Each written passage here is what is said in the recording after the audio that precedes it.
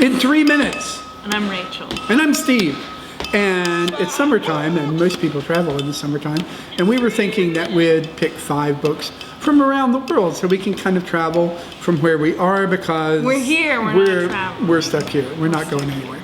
So Rachel's first book is A Simple Story, The Last Malumbo by Lila Guerriero. very good. Guerriero. Yes. Who is an Argentinian journalist, and this is a non-fiction story about the Malumbo dance, which the gauchos dance. And they compete every year in this small town, and it's a super intense competition because if you win, you never get to do it again. But the pride is what it's all about, the pride of winning. It's really a beautiful being book. The Malumbo dancer. Yes. And if you go on YouTube, they're there because she wrote it in 2013. So you the can dancers actually, she writes about exist in the world. actually see the people in this book. It's very exciting. Very amazing. And you care, you really do. Yes. This book is called Augusttown by Key Miller, who's a Jamaican-American author. It's a really, really cool story set in Jamaica about 20 or 30 years ago. It's a little bit brutal sometimes, a little dreamlike sometimes, and it talks about class divides and what it's like to live in poverty. And the thing about this book is you're never sure of who's narrating it until the last page. How's that? Yeah. The Teeth of the Comb by Osama Alomar, who is a Syrian writer who lives now in Pittsburgh. And this is a collection of parables and fables that he's written that have a lot to do with, there's a lot of jealousy and misunderstanding and so many volcanoes. Lots of volcanoes. Maybe I just noticed the volcanoes. There's a lot of volcanoes, and they're short, so you know you get a glimpse of a volcano here, and then another glimpse of a volcano there. It's a metaphor. It's a metaphor. Volcanoes are a metaphor.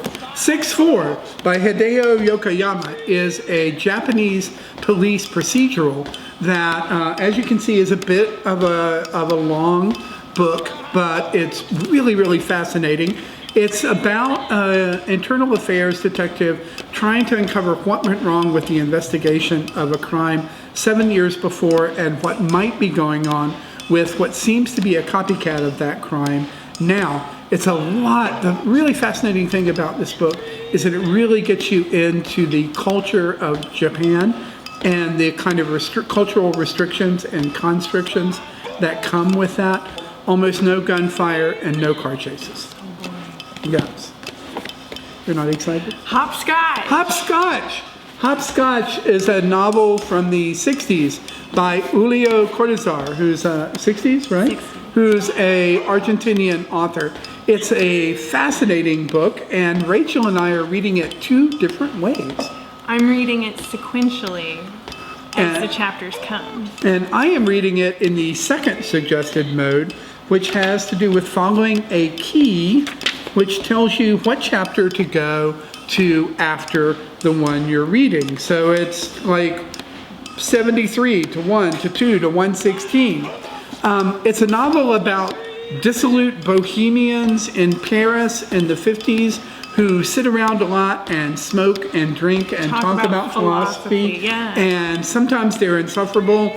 Often they're insufferable. But they're hitting at real things. Yeah, and they're fascinating people. But the really cool thing about this book is that it's just so amazingly beautiful that that reading a single paragraph just makes me happy. It does. It's illuminating. Yes, but it makes me, what was the word you used? Devastated. Devastated. And happy. Joyous and devastated. What more do you need from a book? This has been 5 books. 3 minutes. Yay! I think that does it, Rachel.